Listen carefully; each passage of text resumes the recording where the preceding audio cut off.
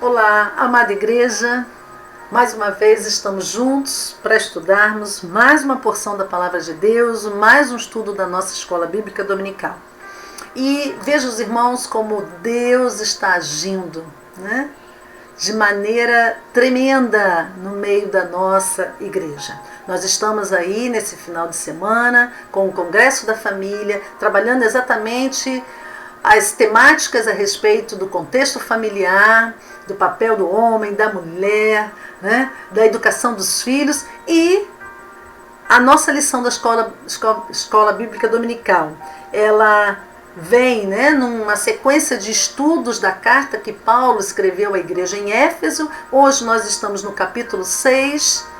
Domingo passado, no capítulo 5, já estávamos falando sobre os deveres do lar, né, no papel do esposo e da esposa, e dando sequência a essa temática família, hoje nós vamos falar sobre essa relação da educação dos pais e filhos. É um assunto extremamente necessário para todos nós, porque o inimigo ele quer destruir a família.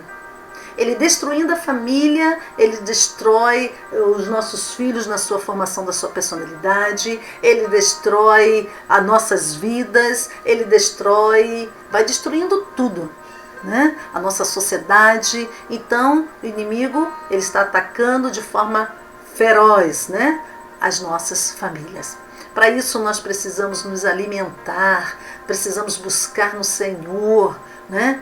Porque é uma batalha espiritual, meu amado irmão.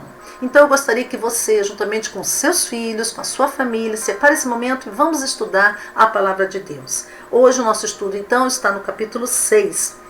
E nós vamos nos deter somente nesses 4 primeiros versículos. Diz assim: Filho, sede obedientes a vossos pais no Senhor, por isso é justo.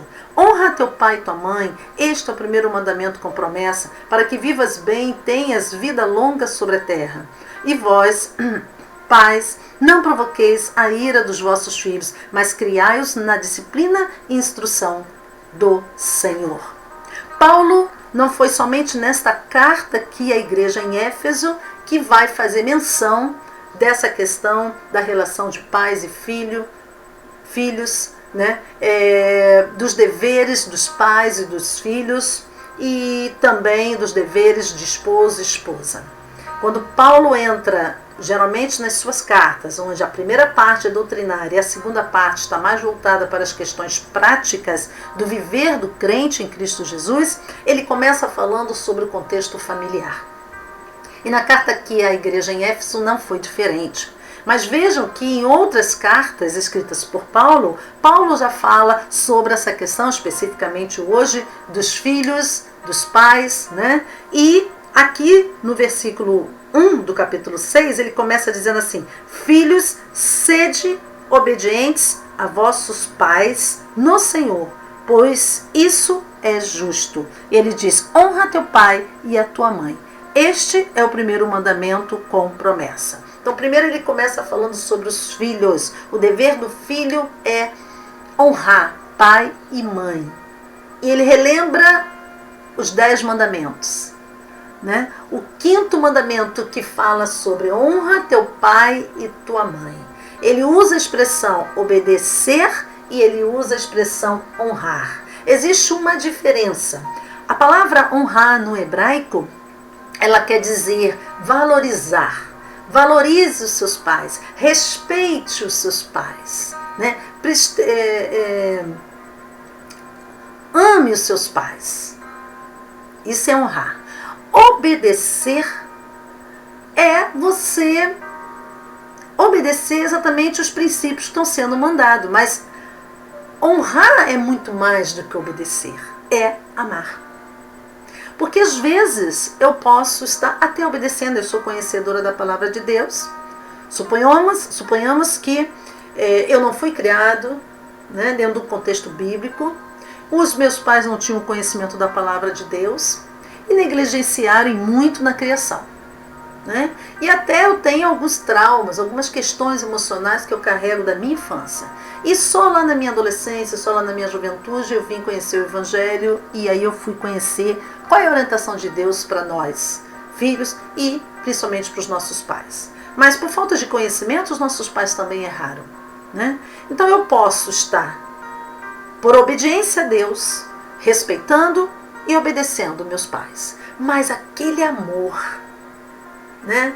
Aquele valorizar, isso pode ser que não esteja presente. Então há uma diferença em obedecer e honrar. Eu devo honrar, que vai além, porque eu devo amar os meus pais independente de como eles agiram, como eles foram, né? Eu no papel de filha, você no papel de filho, de filha, você deve honrar seus pais, respeitá-lo, amá-lo, né? Isso é veja que isso é um imperativo, né? Aqui não é uma opção nossa como filhos, é um mandamento. Então é uma ordem, né? Ela é imperativa. E essa ordem de obediência, de honrar pais e filhos, ela tem uma consequência. Ela nos leva a um caminho de bênção. Como Paulo mesmo lembra aqui, lá nos 10 mandamentos, é o único mandamento com promessa. Então, se eu quero ter vitórias na minha vida, bênção nas minhas vidas, eu tenho como consequência esse dever de obediência aos meus pais. Mas eu quero voltar então um pouquinho, dizendo que Paulo não vai mencionar, né, esse dever dos filhos de obediência aos pais simplesmente nessa carta à igreja em Éfeso. Quando Paulo escreveu lá para Timóteo, o jovem Timóteo, na sua segunda carta, vamos lá, queridos, pegue a sua Bíblia aí, eu separei aqui, 2 Timóteo capítulo 3, olha que coisa, que leitura, que passagem maravilhosa é essa. O versículo 1 até o versículo 5, nos conselhos de Paulo ali para Timóteo, ele diz assim: sabe, porém, 2 Timóteo 3, sabe, porém, que nos últimos dias haverá tempos difíceis. E eu pergunto para você, meu amado irmão, minha amada irmã, estamos vivendo esses tempos difíceis. Olha como é que Paulo caracteriza esses tempos difíceis. Tempos esses, pois os homens amarão a si mesmos, serão gananciosos, arrogantes, presunçosos, blasfemos, desobedientes aos pais. E como nós temos visto filhos desobedientes aos pais? Como tem sido difícil até para nós mesmos ver nos nossos filhos a obediência. Como tem sido difícil. Mas eu quero um pouquinho mais adiante desse estudo falar a causa desses problemas, né? Por que desses problemas também acontecendo? E aí Paulo aqui, então, na carta escrita para Timóteo, ele fala, nesses tempos difíceis, nos últimos dias, nesses tempos difíceis, nós veremos desobediência aos pais. Filhos desobedientes, né? Ingratos, ímpios, sem afeição natural, incapazes de perdoar, caluniadores, descontrolados, cruéis, inimigos do bem, traidores, inconsequentes, orgulhosos, mais amigos dos prazeres do que amigos de Deus. E, pior, com aparência de religiosidade, mas rejeitando-lhe o poder que vem de Deus. Então, queridos, Paulo já estava escrevendo ali na sua carta a Timóteo, falando desses dias difíceis. Nós estamos vivendo esses dias difíceis. Você não concorda comigo, meu irmão? Não está sendo difícil em sua casa? E eu não estou falando porque estamos vivendo um período de isolamento social, num período de pandemia. Esses dias difíceis já estão se cumprindo há muito tempo no meio da nossa sociedade, né? Filhos se revoltando contra pais se revoltando contra filhos, né? E muitas vezes o pior, quando ele fala assim, com a imagem de religiosidade, né? Eu sou conhecedora da palavra de Deus, mas dentro da minha casa eu vivo totalmente o reverso, né? O contrário que diz a palavra de Deus. Aí, voltando a Efésios capítulo 6, nós vemos que Paulo então diz isso, né, para os filhos. Mas a palavra de Deus, ela dá uma atenção muito mais assim especial e de forma muito mais específica para os pais. E Paulo aqui também faz menção a isso. No versículo 4 ele fala: e vós, pais, não provoqueis a ira dos vossos filhos. Vejam só, em outra lição passadas, lá da carta que Paulo escreveu aos Colossenses, eu descrevi, enumerei várias formas de como nós podemos estar provocando a ira nos nossos filhos, de forma muito prática, muito usual no nosso dia a dia, que a gente às vezes não percebe. Certo? Não, eu quero mencionar sobre isso, já que a nossa lição volta a falar sobre isso aí, mas de uma forma muito mais geral, né? Como que eu, mãe, como que nós, pais, podemos estar provocando a ira nos nossos filhos? E é possível que você pense, mas eu não provoco a ira nos meus filhos. Será que não? Pense um pouquinho como você pode estar provocando. Eu posso estar provocando isso aí de forma bem mais generalizada, a ira nos meus filhos. A provocação pode ocorrer através de abusos físicos, né? Fisicamente falando, realmente, de bater demais, de ter até violência dentro de casa, né? Agressiva, violência verbal, física, que eu quero dizer, mas eu posso também estar provocando a ira nos meus filhos através de abusos psicológicos, né? É tão verdade isso que quando nós pensamos na violência doméstica, nós sabemos que a lei Maria da Penha, ela descreve a violência, ela é caracterizada de várias formas, né? Violência física, violência psicológica, violência patrimonial, violência sexual, enfim, várias formas. Porque às vezes sou incapaz de encostar o dedo no meu filho, mas eu estou provocando a ira no meu filho através dos abusos psicológicos. Por exemplo, quando eu humilho o meu filho, quando eu vivo humilhando o meu filho, eu estou fazendo um abuso psicológico. Querido papai e mamãe, observe como é que estão sendo as suas palavras dirigidas aos seus filhos, né?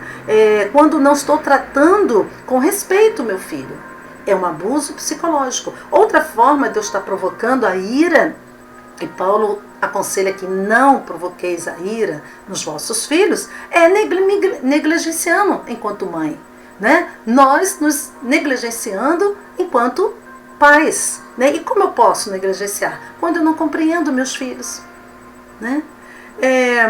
Não é não compreendo uma vez ou outra, mas sempre, é uma constante, né? Nunca compreendo meus filhos e não me esforço a compreender, pior, né? É uma forma de negligenciar essa minha educação para com meus filhos, né? Quando eu estou esperando muito deles, eu espero muito mais deles do que eu me dou nesse relacionamento pais e filhos, né? Então, é uma forma de provocar a ira, sim. O filho percebe isso tudo. Observe, queridos, o filho percebe isso tudo. Tá? Outra forma de provocar a ira é quando eu estou, por incrível que pareça, eu quero que você entenda bem, mas quando eu estou retendo o meu amor para com o meu filho. Como é que eu posso reter o meu amor? Né? O meu amor não ser tão visível. O amor de um pai, de uma mãe para com o filho precisa ser visível no olhar desse filho. É muito fácil e mais do que natural, em sã consciência, perguntar a um pai, uma mãe, principalmente aquele de um lar cristão, aquele que conhece a palavra de Deus, perguntar: você ama seus filhos? Obviamente que ele vai dizer: amo. Mas a questão está, se eu faço a mesma pergunta para os filhos: filho, você tem certeza que seus pais te amam? Queridos, cuidado que nós podemos nos surpreender. Porque os nossos filhos poderão não estar fazendo essa mesma leitura. Então é algo para a gente parar e pensar. Quando eu estou retendo o meu amor, e em função de que eu retenho o meu amor, muitas vezes, não permito que esse amor seja visível para com meu filho, né? Através do meu toque, do meu abraço, das minhas palavras de apreciações, do meu aconchego, do meu parar e ouvir esse filho.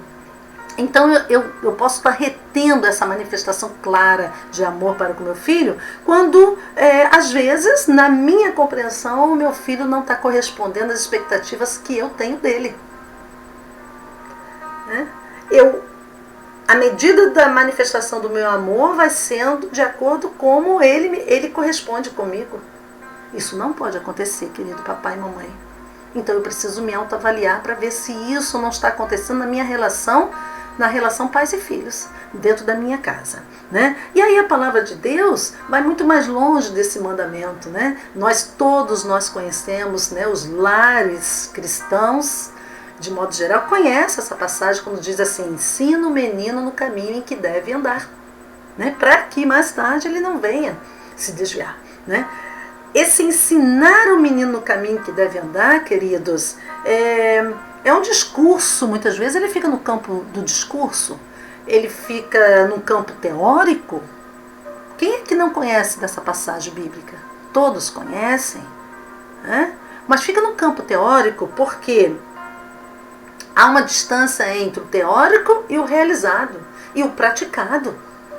Né? Porque o praticado aí tem que ser baseado, vamos dizer assim, naquela carta magna, né?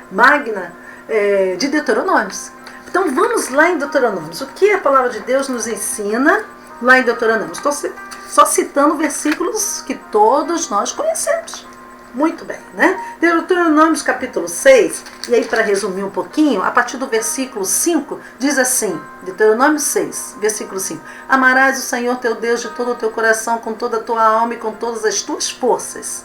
E estas palavras que hoje te ordeno, Deus estava ali orientando o seu povo, o povo de Israel, o seu povo escolhido, que ainda entraria na terra prometida. Né? E aí Deus está falando aqui: e essas palavras que hoje te ordeno estarão no teu coração. Observe essa expressão: tudo que você sabe a meu respeito, na sua relação papai e mamãe com Deus, tem que estar internalizado em sua mente e cravado no seu coração. E aí Deus fala assim: e as ensinarás a teus filhos, e delas falarás sentado em casa e andando pelo caminho, e deitando e ao levantar-se. Também as amarrarás como sinal na mão e como faixa na testa, e as escreverás nos batentes de tua casa e nas tuas portas, quando o Senhor teu Deus te estabelecer na terra que prometeu te dar, um juramento feito a teus pais, Abraão, Isaque e Jacó, com grandes e boas cidades que não edificaste. Vamos parar um pouquinho por aqui, né? Mas veja que Deus fala ali: olha, essas palavras que hoje te ordeno estarão no teu coração. Por quê? Porque quando a gente pensa nessa passagem, ensina o menino no caminho que deve andar, e a gente se volta para Deuteronômios e vê Deus ali orientando o seu povo, que eles deveriam ensinar, que eles deveriam transmitir a seus filhos esses ensinamentos, mas aqueles ensinamentos que estão impregnados no seu coração, é porque a educação de filhos, queridos, a educação de filhos no lar cristão, ela envolve 4 coisas, principalmente. Ela envolve o ouvir a palavra de Deus, né? E como que eu, pai, mãe, né, nós pais e nossos filhos, que também precisam ouvir, mas nós principalmente que temos o compromisso de ensinar o menino no caminho que deve andar, nós vamos ouvir a Deus, estudando a palavra de Deus, debruçando na palavra de Deus, porque é a forma de Deus se revelar a nós, é uma dessas formas, né, da sua revelação para conosco. Então é me debruçar na palavra de Deus, na minha comunhão com Deus, na minha oração a Deus, né? Agora, quantos lares cristãos que nem o culto doméstico existe? Não se separa. Tem pais que, até ouvindo muitos desses pais, né, no nosso trabalho, deixam claro que não existe o culto doméstico. Não encontram tempo para isso. O ativismo do dia a dia não separa esse momento. Quer dizer, os filhos não veem os pais lendo a palavra de Deus, os filhos não veem os pais se dedicando a essa comunhão com o Senhor. Mas eu preciso ouvir. Como é que os pais vão ouvir? Então, A educação dos filhos no lar cristão envolve isso, ouvir a palavra de Deus, ouvir a Deus. Nós precisamos ouvir Deus, queridos. Nossos filhos precisam ouvir Deus, porque só ouvindo Deus, se debruçando no conhecimento da vontade de Deus na nossa vida, é que nós vamos reter isso no nosso coração. O povo de Israel ali em Deuteronômio precisava ouvir essa orientação de Deus, e Deus fala, vocês vão colocar no seu coração. Por quê? Porque não é só ouvir, é ouvir e obedecer. É outra condição, é outra situação que envolve essa educação no lar. Eu preciso ouvir, mas eu preciso também obedecer. E obedecer aqui, queridos, é o seguinte, o conhecimento não basta. Não basta eu conhecer simplesmente a palavra de Deus, não basta eu teoricamente saber desse versículo bíblico, ensina o menino no caminho que deve andar, se eu não estou obedecendo, ensinando dia e noite, levantar, no andar, no caminhar, no sentar, como Deus orientou o seu povo ali, né? Ensinando na prática, e não só conhecendo a palavra de Deus. Então, envolve ouvir, envolve ensinar, envolve amar a Deus. Amar a Deus. Amar a Deus, o ato de obedecer demonstra esse amor, né, para com o meu Deus. E aí sim eu vou estar ensinando, porque todos os pais que ouvem, obedecem e amam estão dando exemplo. E uma forma de ensinar é pessoalmente, é na prática. Eu vou ensinar de forma diligente, mente falando, ou seja, com zelo, com cuidado, com interesse, né? Eu vou ensinar meu filho de forma repetidamente, todo dia, não é ensinar esporadicamente, aleatoriamente. Não, eu tenho que ensinar todo dia, dia e noite, né? E de forma natural. É um hábito meu, buscar a Deus, ler a palavra de Deus em minha casa, orar a Deus. E meu filho e os meus filhos estão vendo isso acontecendo. Ele vê que eu ouço a Deus, buscando na sua palavra. Ele vê que eu obedeço a Deus, né, na minha prática, na minha vida. Ele vê que isso eu faço porque eu amo a Deus acima de todas as coisas. Então eu estou dando exemplo. Eu vou ensinar através dos exemplos. Veja, eu quero só lembrar aqui. Na Bíblia nós temos o profeta Eli, né? Olha o que aconteceu com Eli. Quando Deus estava falando ali com Samuel, ainda jovem. Profeta Samuel, que se tornaria profeta, né? Samuel. Lá em Samuel, acho que é 1 Samuel capítulo 3. 1 Samuel capítulo 3... Os irmãos vê Deus falando com Samuel a respeito de Eli, o que Deus iria fazer com seus filhos. Por quê? Porque Eli negligenciou na sua educação cristã. Eli, que era um profeta do Senhor, permitiu que seus filhos zombassem de Deus, brincasse com Deus, e nós vimos a consequência disso. Queridos, nós temos uma responsabilidade muito grande. Eu quero ainda, rapidamente, porque a nossa lição é muito extensa, nós sempre falamos que esses assuntos são tremendos, né? E tem muita coisa a se pensar, mas eu quero colocar pelo menos 3 causas de problemas na educação dos filhos. 3 causas, né, dos problemas na educação aí dos filhos. A primeira é a instabilidade no lar. Então veja, eu conheço a palavra de Deus, eu sei que no meu papel de mãe, né, eu não devo provocar a ira nos meus filhos, eu devo ensiná-los no caminho em que se deve andar. Entretanto, há uma instabilidade no meu lar, na minha relação com meu esposo. Então eu falo que sempre a instabilidade no lar é uma das causas dos problemas na educação dos filhos. Problemas sérios. Geralmente, lares instáveis, né, que os pais não se entendem, que vivem discutindo, Criam filhos ansiosos, filhos com sentimento de culpa. Por que sentimento de culpa? Porque muitas vezes os filhos se sentem os causadores dos conflitos entre esses pais. Então gera nesses filhos o sentimento de culpa, se sentem culpados. Criam filhos irados. Olha, não provoqueis a ira. E você fala, mas eu não estou provocando a ira. Mas você com seu esposo e vice-versa, vocês não estão bem?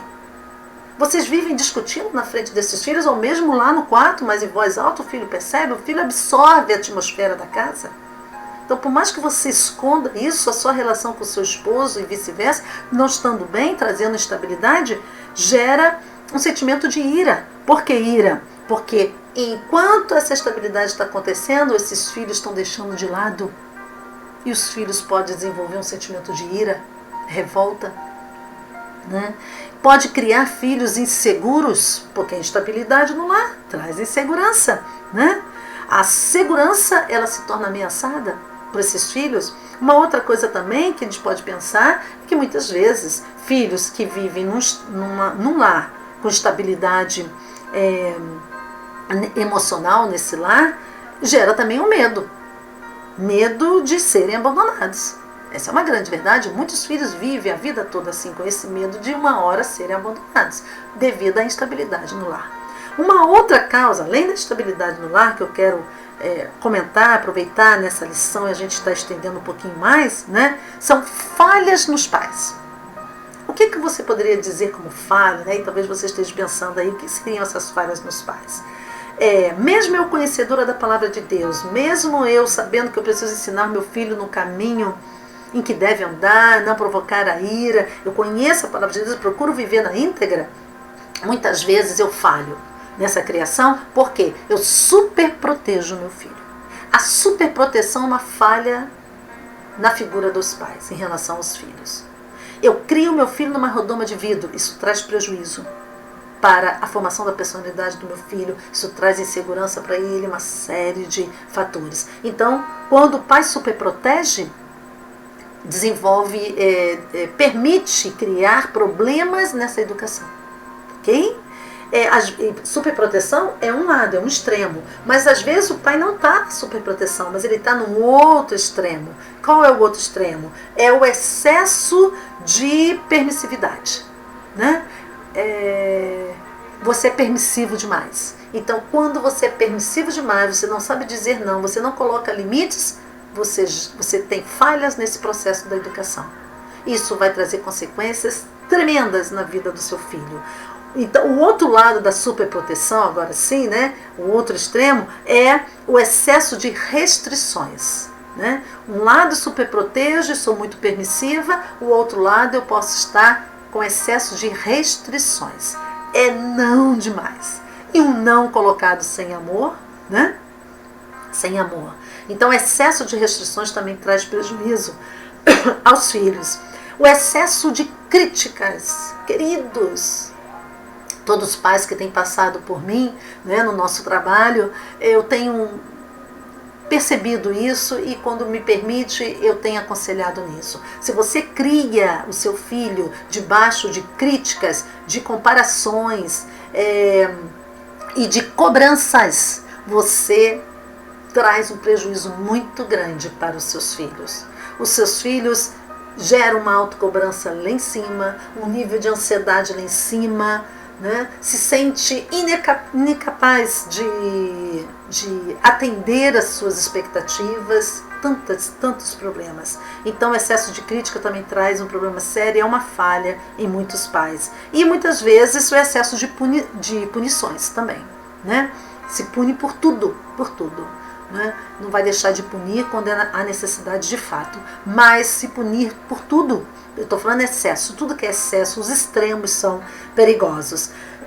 E uma terceira causa, que aí a gente vai estar fechando esse nosso estudo aqui, causa de problemas na educação de pais e filhos, é a negligência exatamente da parte espiritual. Eu disse no início desse estudo, a nossa batalha principal nas nossas famílias, no nosso seio familiar, é uma batalha espiritual. Então, se você está negligenciando a parte espiritual na educação dos seus filhos, você está gerando um problema sério. E nós vamos fechar com o que o salmista fala lá em Salmos 70 e 78. Ele diz assim, olha: meu povo, escutai meu ensino, inclinai os ouvidos às palavras da minha boca. Salmos 78, de 1 a 8, diz assim, né? Meu povo, escutai meu ensino, inclinai os ouvidos às palavras da minha boca. Abrirei minha boca em parábolas, proporei enigmas da antiguidade, o que temos ouvido e aprendido e nossos pais nos têm contado. Não os encobriremos aos seus filhos, não os encobriremos aos seus filhos. Contaremos às gerações vindouras sobre os louvores do Senhor, seu poder e as maravilhas que tem feito, porque ele estabeleceu um testemunho em Jacó e instituiu uma lei em Israel, ordenando aos nossos pais que os ensinasse seus filhos, para que a futura geração os conhecesse, para que os filhos que nasceriam se levantasse e os contasse a seus filhos, a fim de que pusessem sua confiança em Deus e não se esquecesse das suas obras, mas guardassem seus mandamentos e que não fossem como seus pais, geração teimosa e rebelde, geração inconstante, cujo espírito não foi fiel para com Deus. Queridos, nós pais, será que estamos negligenciando essa parte espiritual? Ensinar, vivendo na prática, exemplificando aos nossos filhos, na educação dos nossos filhos? Então fica aqui, queridos, esse estudo, né,